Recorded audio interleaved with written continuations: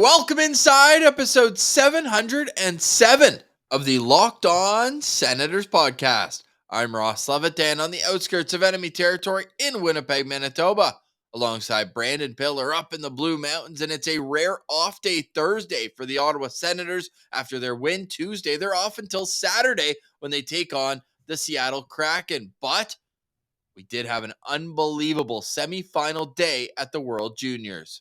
The Ottawa Senators may have been off last night, but the Belleville Sens got a big 5-1 win over Rochester with some key players chipping in offensively. Yes, we'll get into some Belleville talk, and Cam Talbot has upgraded from the Stranger Things mask. All of it is brought to you by BetOnline. More props, odds, and lines than ever before. Visit BetOnline. It's where the game starts. And now the show starts. This is the Locked On Senators podcast. Your team every day. Your Locked On Senators, your daily podcast on the Ottawa Senators. Part of the Locked On Podcast Network.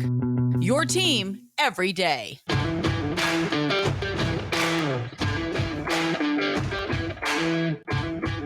I'm Jake Sanderson, and you're listening to Locked On Senators podcast. I'm Tim Stützle, and you're listening to the Locked On Senators podcast.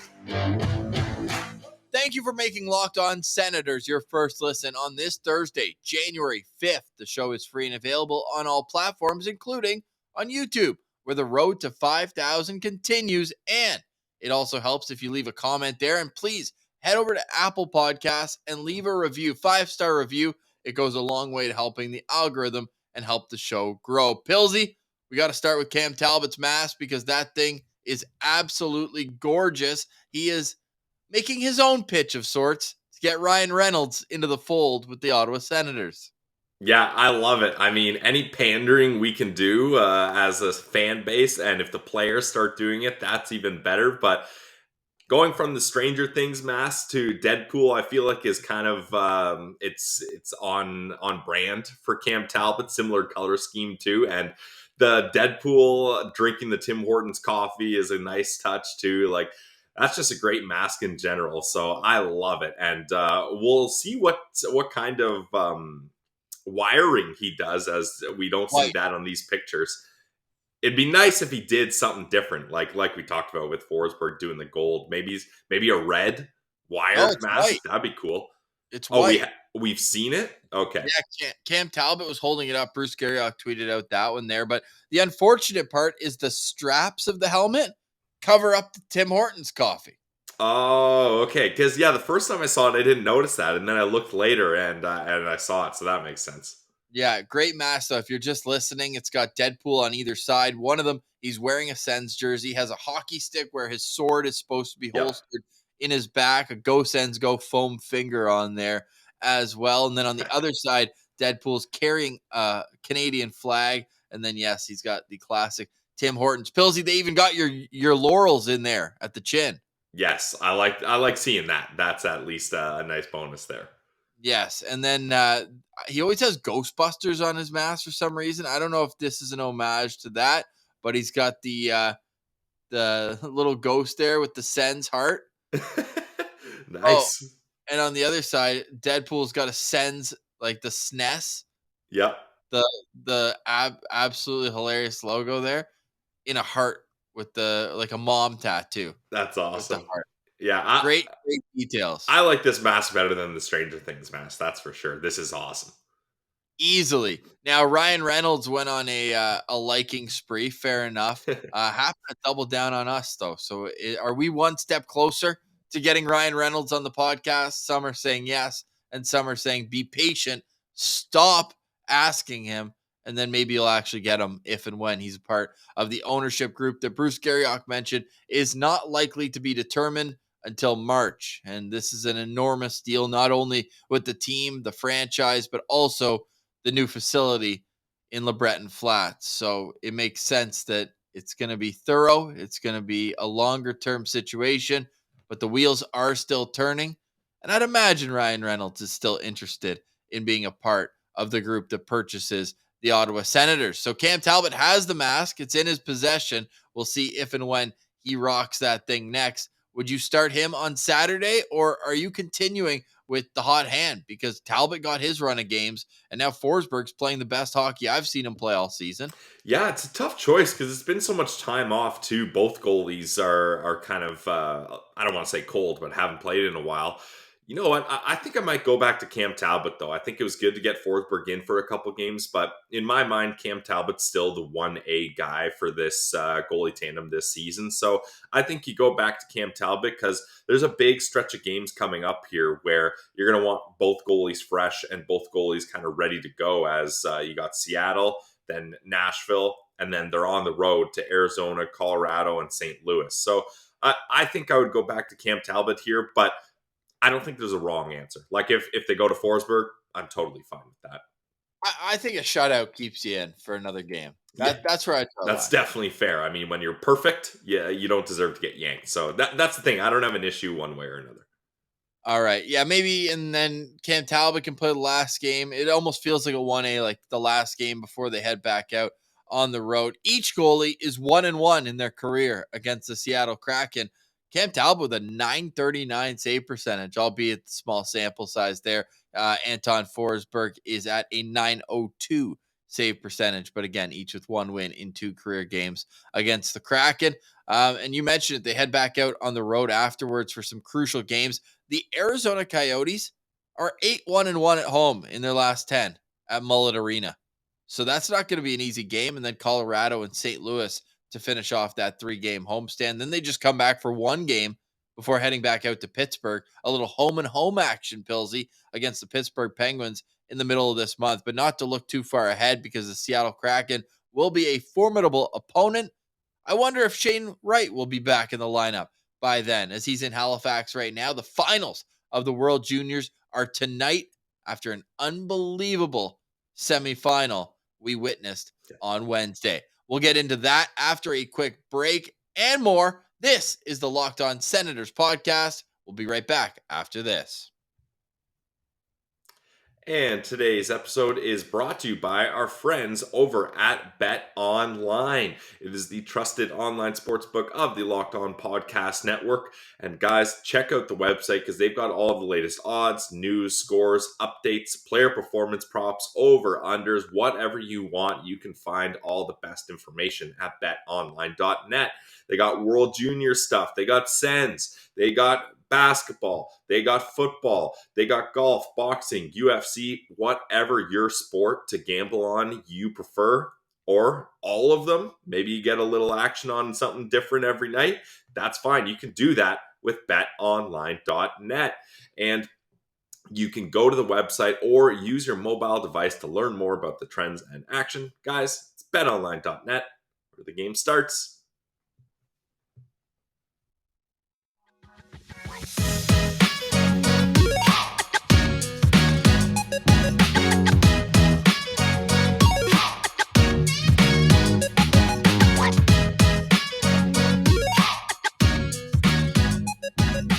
All right, Pilsy. I'm sure somebody's already commented something mean. Why are you recording in the dark today? My light is really bothering me. Yeah, it's crazy, eh? As podcasters, it's my audio issues, it's lighting. We are not technical enough to know how to solve all these issues. So I told Ross, you know what? If you're having lighting issues, shut the light off and see how that goes. I mean, I'm in a bit of a darker room myself. Yeah, you can see that weird vertical line that's coming up. This is not great for the listeners, but if you're watching on YouTube, you can see it. And it's more than subtle enough that it was really causing us a distraction. So we pivoted on that one. Mental pretzel here at not even 8 o'clock in the morning Central Time. All right, Pilsy, we mentioned Cam Talbot before we move on to World Juniors. Then we want to wrap up today's show discussing the Belleville Senators 5-1 win. Can this get them on the right track? At least certain players that you want to see, the prospects that could make an impact at the NHL level, at least they're the ones who are producing. But it's great to see them get back in the win column. All that's coming up later. But Cam Talbot, per Bruce Garriock, he wants to stay. So what do you do with Cam Talbot? 35 years old, in the final year of his contract, $3.66 million right now. Where do you think those discussions go?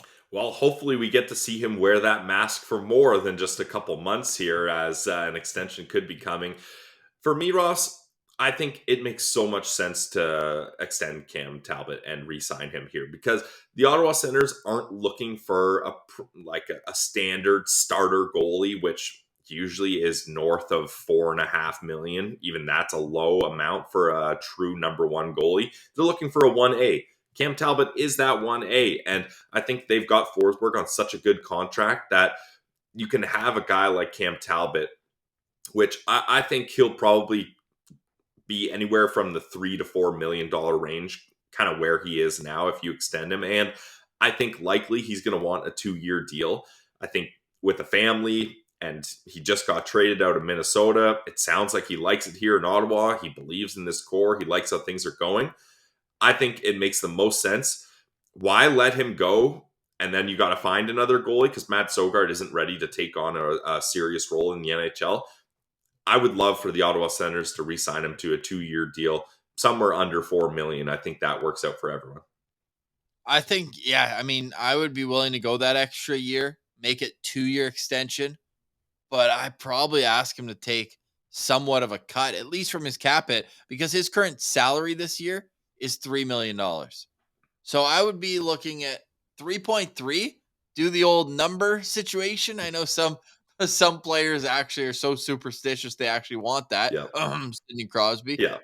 among others. But I think that would be good. I think if you're getting close to 4, especially with the 1.8 they owe Matt Murray next year on the cap and 2.75, like with all the firepower out front and the contracts that still need to be signed to Shane Pinto and Alex DeBrincat, you might be getting yourself into a bit of a pickle without moving on from guys like Zaitsev, who you hope you can get that 4.5 off the books. And then Zub just replaces him with his new contract in terms of the cap structure. But in terms of bringing him back, I'm all for it. There's certainly been some games where you'll want some more from him.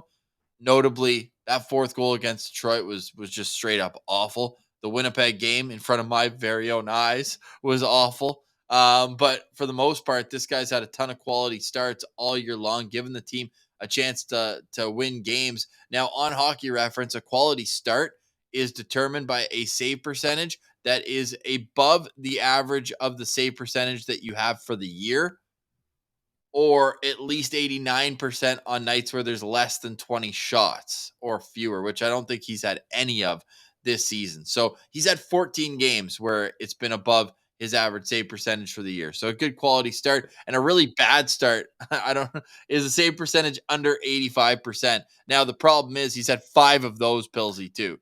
So he's either really good or really bad. Yeah, but that's the thing. You've got Forsberg there if you're not confident that he can't be consistent, which I think is good. And Forsberg can play a good 1B role. But yeah, I think a 2-year deal, if you can get him for 3.3, that's great. I think maybe he might want to push a little more, knowing that he could go on the market and maybe get a higher deal. But I think if you need to pay a little more to keep Cam Talbot around, I think it's worth it. But either way, this is a good thing for the Ottawa Senators, for Cam Talbot to publicly say, hey, I like it here. I'm looking for an extension. I think that's great. My final answer is I would give him a 1-year extension at 3.8 or a 2-year extension at 3.3. Yeah, I like that. Yep. Because you're losing value once you get to 37 years old.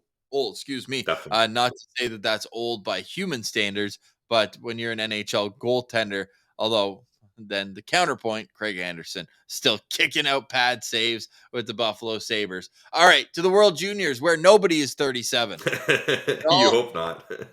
They're all kids, and they played like that last night. A 2-0 lead meant absolutely nothing for Team USA. It was an early lead, but Canada came back, and this was a fantastic game. The atmosphere in Halifax was unreal. I don't know if anybody was sitting the whole game. Like, the camera angle was just perfect. Everybody's standing. Everybody's into it. I thought Zach Ostapchuk showed really well, but what was your takeaway from last night's win by Canada?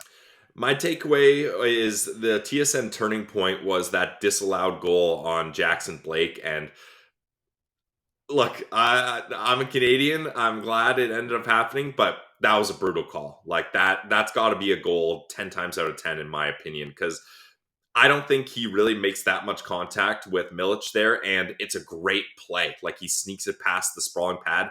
And you know what really decided for me whether this was goalie interference or not, Ross? The easy indicator, does the goalie get upset after the goal? Milic wasn't upset at all. There was no indication that he looked towards the ref or had any sort of reaction. He's just like, damn, I got beat there.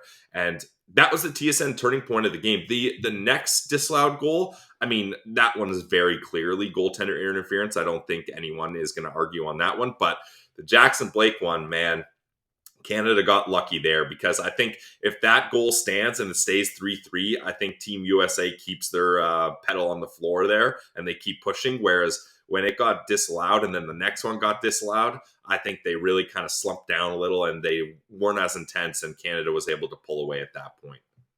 Yeah, I agree with you. I think that was a good goal, but double IHF rules different than in the NHL. I think a lot of people were saying that if that's in the NHL, it's a goal, but hard to argue with the way that they call it in the double IHF. You simply cannot touch the goalie in the crease. And he did touch the goalie in the crease. Now, was he pushed in? Yes. Did it stop him from making the save? No. Yeah. But rules will be rules. It actually bothered me too, because I had Canada to win. That was great. But I also had a nice little nugget on Jackson Blake to score a goal, the North Dakota forward, who we thought maybe the Sens would draft. He's a Carolina pick, but he looked good throughout He's the good. game. Yeah. As well. But with Canada, this was just coming in waves, and once they got going, it was all downhill, running downhill, I should say, making it a couple of gears off the old bike there. I thought it was a fantastically played game from all. Like, they needed depth scoring, right? It wasn't going to be the Connor Bedard show every single game, and sure, he did find his way onto the score sheet. He opened it Ending up. Yeah. ending the bleeding there when it was 2-0. But after that, you had four different goal scores after Bedard until Waugh gets his second of the game, but that was an empty netter.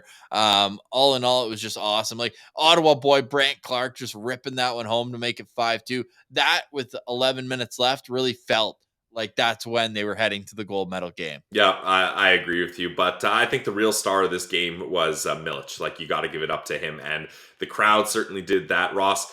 Some of my favorite moments about the World Juniors is the families there. Like, when the crowd was chanting Milic, Milic, and then they panned in on his dad.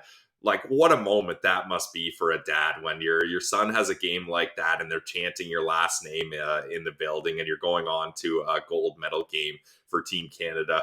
That's just awesome. Like, I had chills watching that. So what a moment. And for everyone that's at those games, that must be absolutely epic. The crowd was insane. I thought the roof was going to pop off the place. Holy.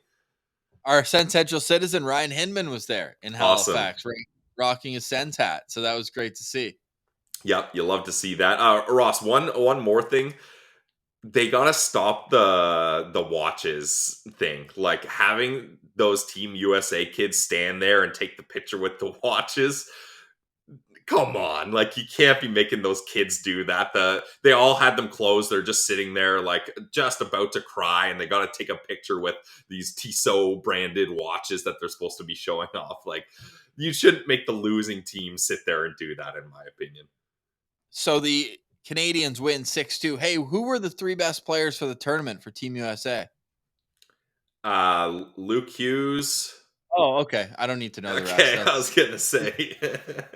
just curious. Oh, Luke Hughes must be a pretty good player. The others were Logan Cooley and Jimmy Snuggerud, but I'm glad you brought up the one I needed to get out of my system. Coming up in our system, we'll get into the Senators' system, the Belleville Sens, and their big win coming up next, right after a quick word from one of our favorite sponsors.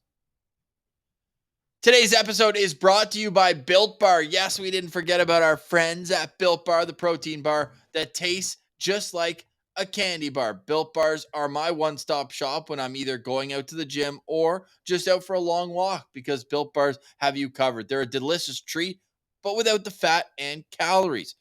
We got through the holidays. I know my goal is to eat a little bit healthier, and if you're just like me, but don't want to compromise taste, then man, I got just the thing for you. You got to try Built. With Built, healthy is actually tasty. Seriously, they're so delicious, you won't even think that they're good for you. It's a perfect New Year's resolution. So what makes Built Bars so good? Well, for starters, they're all covered in 100% chocolate. That's right, real chocolate. And then they come in unbelievable flavors. Peanut butter brownie. Are you kidding me? That's my favorite. They've also got churro and coconut almond, among others. I'm not sure how Built does it, but these bars taste like a candy bar while maintaining amazing macros. What's even better is they are healthy with only 130 calories and 4 grams of sugar, all while packing in a whopping 17 grams of protein. That's right. Head to your nearest Walmart today, even anywhere. Just grab yourself a box of Built Bars. You can pick up a 4-bar box of cookies and cream, double chocolate, or coconut puffs. Head to built.com and go get them. Built.com. If you go now, you can use our promo code LOCKEDON15. Gets you 15% off your next order at built.com. And today's episode is also brought to you by our friends over at the Glebe Central Pub. You gotta check out the Glebe Central Pub, guys, in the heart of Glebe, your neighborhood pub with great drinks, great food, and friendly faces. The Glebe Central Pub is the sponsor of the postcast, so you know vibes are good there. If anything attached to the postcast is good vibes and supports the Ottawa Senators and Sens fans. I am so excited, Ross. We're waiting. We're trying to see if we can make it to the Chris Neil retirement game. And if we do, we're going to work out a live show at the Glebe Central Pub. That's going to be epic. Our first ever live show with an audience, if we can get that all put together. And Ross, you know what? After that game in the morning, I think we should head to Glebe Central Pub because they got brunch. I love me a good brunch. And the menu item that I'm looking at, if we do end up doing that, Eggs Benny. I love a good Eggs Benny. Hollandaise sauce, poached eggs. Give it to me. It's the best way to recover from a hangover. So, what's your favorite kind of Benny? Honestly, I typically, the classic, just like pea meal bacon, is a go-to for me. But if they have a salmon Eggs Benny, I love doing that too with some spinach on there. Ooh. Yep. Smoked salmon, Eggs Benny. That's where I was going to go there. But you can't go wrong whether it's ham, bacon, or salmon. You also can't go wrong if you head over to our friends at the Glebe Central Pub. Check them out and go to their website, glebecentralpub.com, where you can also find their schedule for the upcoming Ottawa Senators shuttle bus, $15 round trip. Go see them at the Glebe Central Pub at 779 Bank Street. Press on the track beat.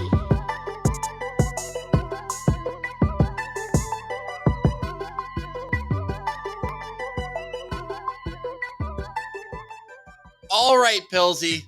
So the Ottawa Senators have a full day off today, and the streets are reporting that the boys were down at Crazy Horse in Canada last night, 10 p.m. reservation right after Canada and the United States. Brady, Drake handing out shots, having a good time. Great to see the boys getting together off the ice, just adding to that camaraderie that we're seeing on the ice that's evolved into a 12-5-2 stretch. And if you've missed any of the vibes throughout that stretch, you know we have you covered 5 days a week, plus postcasts right here on the Locked On Senators channel, whether it's on YouTube or your favorite audio podcast platforms. As I mentioned off the top of the show, it would really help us out if you just go to Apple, write a review, even if it's just one word. You have to put something. Just put Zoom. Exactly. But 5 stars, that's what really helps us out with the algorithm and shooting up the rankings, just like the Ottawa Senators. Belleville is going to need more than one win to shoot up the rankings right now. But let's just start where we need to. I know it was a 5-1 win against a divisional opponent. All good. But Egor Sokolov, our guy, a hat trick, adds an assist on top of it. 4 points for the Shark.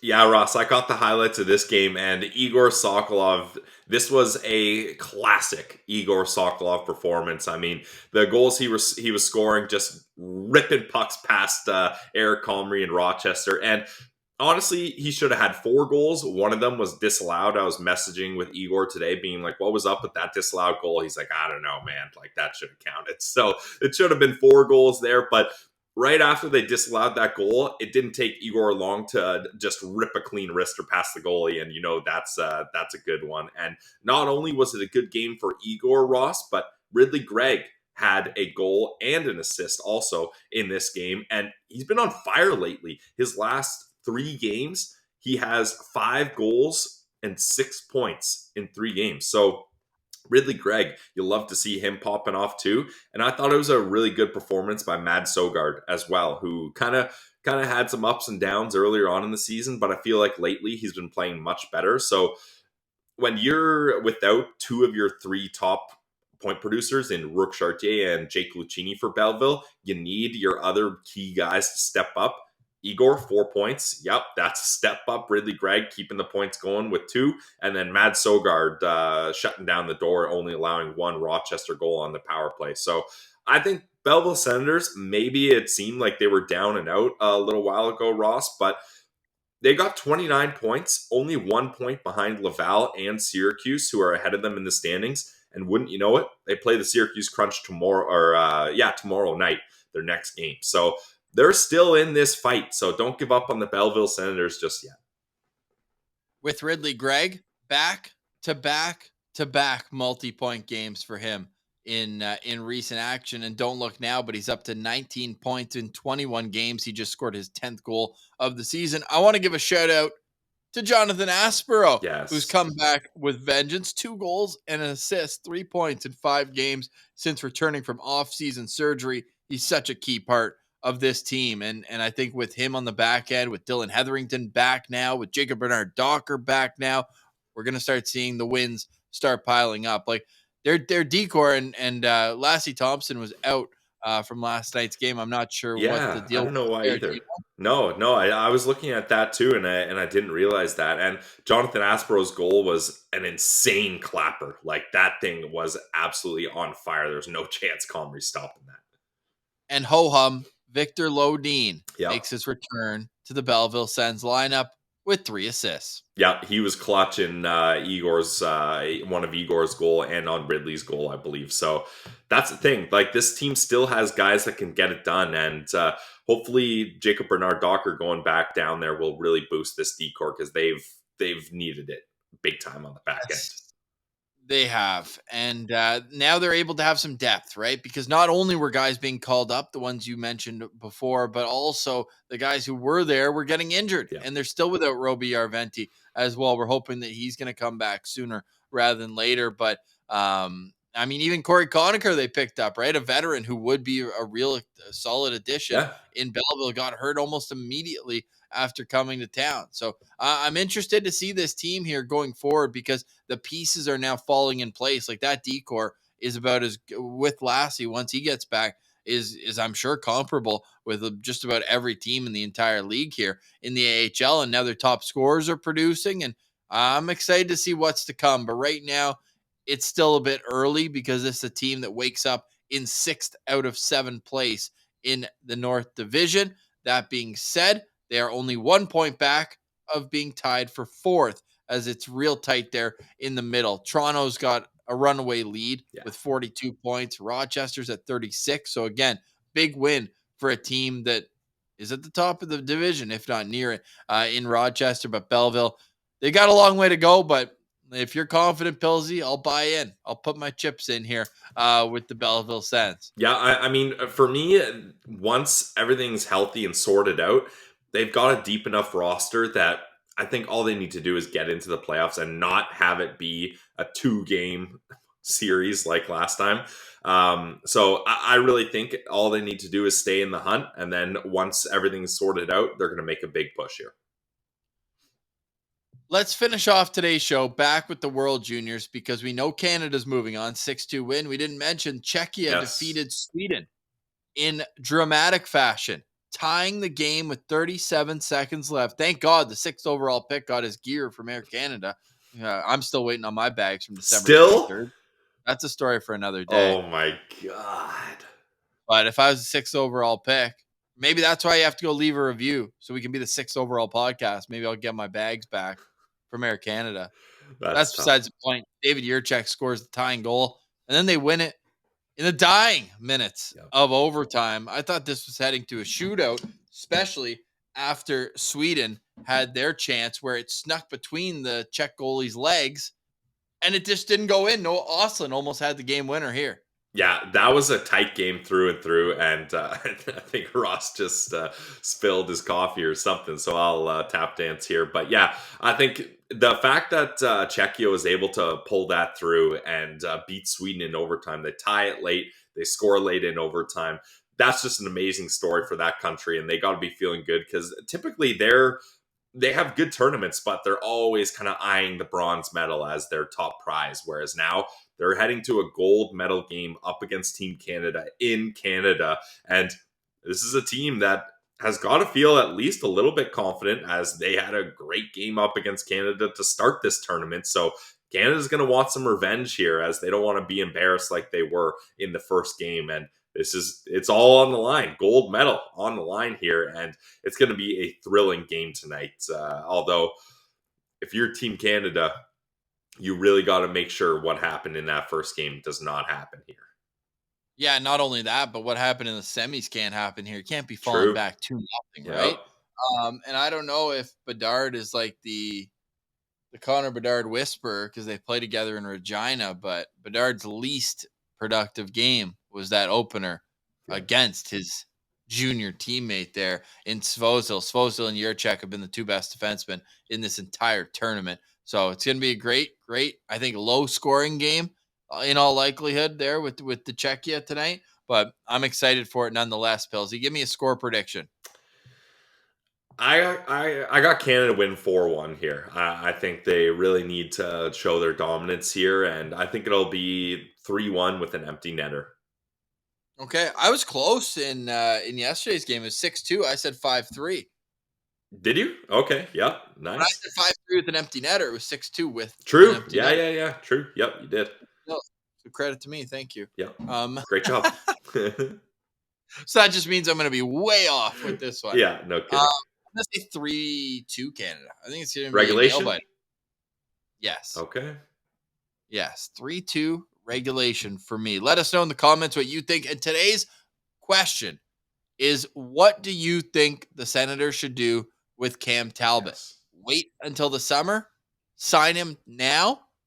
1 year, 2 years? What's the money? That'll be the title of today's show. How should the Senators approach pending free agent goaltender Cam Talbot? Is that going to fit under 100 characters? We're about to find out. By the time you're listening to this, you already know. Pillsy, any final thoughts today before we move on? Tomorrow, we're going to have a full game day preview because Saturday, the Senators have the Seattle Kraken coming to town. And it's also going to be a busy weekend for Belleville, so we'll get into all that on tomorrow's show. Absolutely. Final thoughts for me. Go Canada, go. I mean, it's gold medal time. Like, this is what it's all about. I'm going to be working at the brewery tonight, so I won't have two eyes on it, but I'll definitely have one eye on the game, and hopefully it'll be a packed house and we get a good atmosphere there as I'm fired up for this. Final thoughts from me. We had a question as well. And Mark Mathot, when's he coming back on the show? It's been a little while. Well, after a bit of an illness, and then his kids have been off, obviously, with Christmas break. Yeah.